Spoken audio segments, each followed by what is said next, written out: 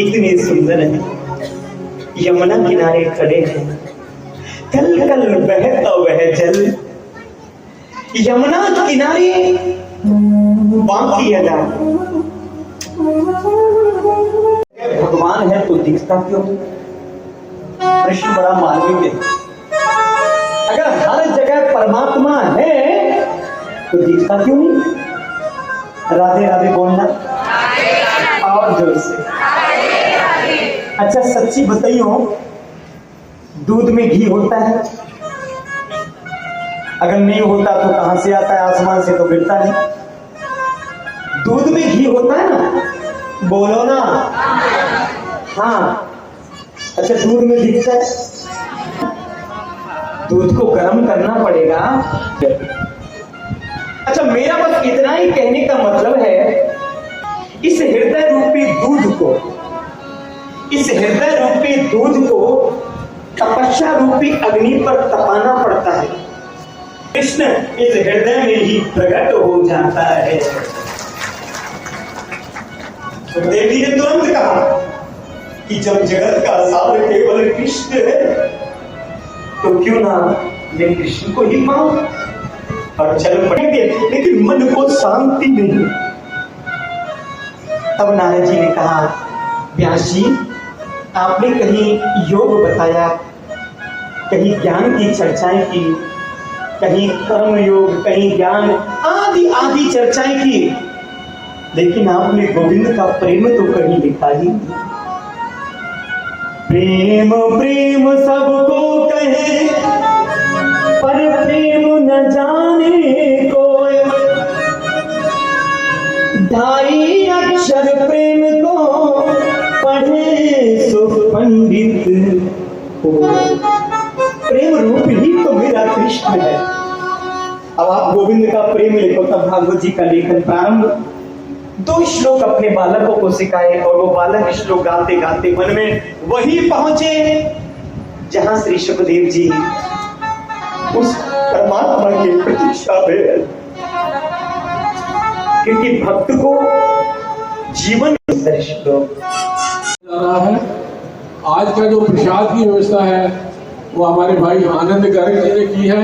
मैं रिक्वेस्ट करूंगा आनंद गर्ग को 6 बजे से लेकर रात मुझे पता नहीं 11 बजे 12 बजे सब कल से शंख दौड़ी के साथ अभिषेक हो रहा है बाल गोपाल जी का, और हमारे सुंदरदास जी परिवार के साथ अभिषेक कर रहे हैं।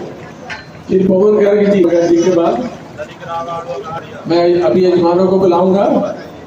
श्री सुमित कालदा जी होंगे, श्री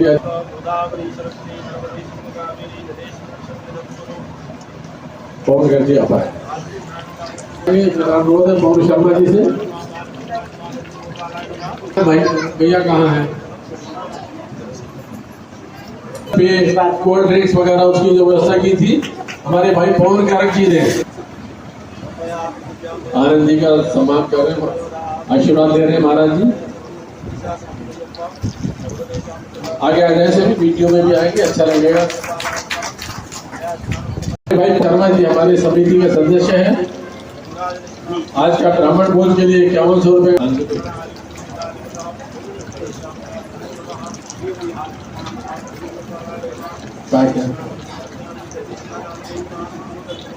बार बार कल भी बताया था, परसों बताया था, ये ब्रज सेवा समिति द्वारा आप पूर्ण को बुलाऊं जो मैंने बताया हमारे। नमस्कार, मैं अरविंद चंदन और आप देख रहे हैं उज्ज्वल इंडिया न्यूज लाइव। अभी मैं मौजूद हूँ वैश्व धर्मशाला सेक्टर 4 में, जो कि यहाँ पे एक भव्य भागवत कथा का आयोजन हुआ और आज सुबह जल यात्रा भी निकाली गई और आज पहला दिन है। तो आज हमारे साथ में मित्र साहब जुड़े हुए हैं, इनसे बात करते हैं सर आज कैसे कैसे प्रोग्राम है। मेरा नाम अजय मंगला है, मैं का प्रधान हूँ। आज सुबह कलश यात्रा निकाली गई, जिसमें करीबन 800 से 1000 महिलाओं ने भाग लिया और सुंदर कलश यात्रा निकली। और उसके बाद यहाँ पे भोजन प्रसादी हुआ। अब 3-3:30 बजे से फिर कथा का शुभारंभ हुआ। आज महात्मा की कथा कही गई महाराज जी की वाणी से, और हमारे जो लोग हैं, जितने भी ब्रजदस के सेवक हैं और जो हमारे दानदाता हैं, जितने भी गौ सेवक हैं, उनका स्वागत किया गया।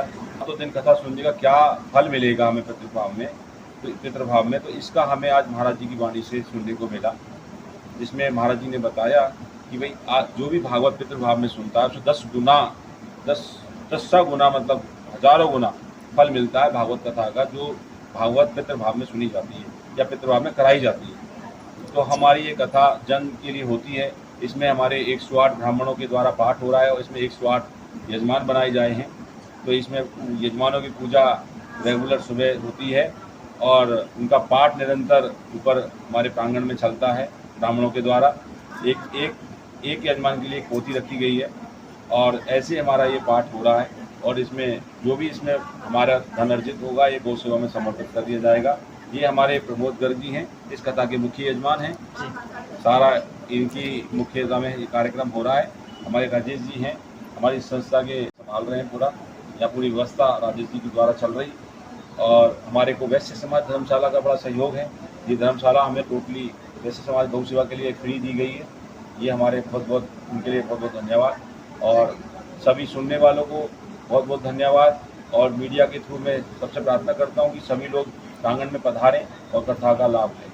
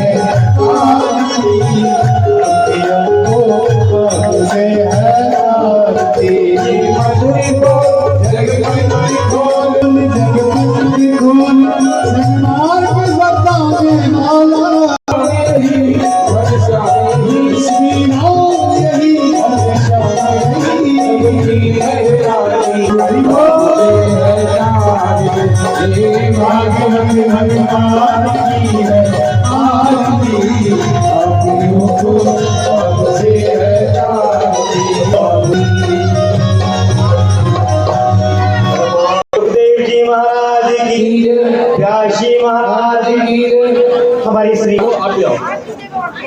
जो व्यासपीठ पर ब्राह्मण देवताओं को पुष्पांजलि के लिए कुछ मिले थे, सभी को पुष्पांजलि के लिए हमारे आशीर्वाद देंगे।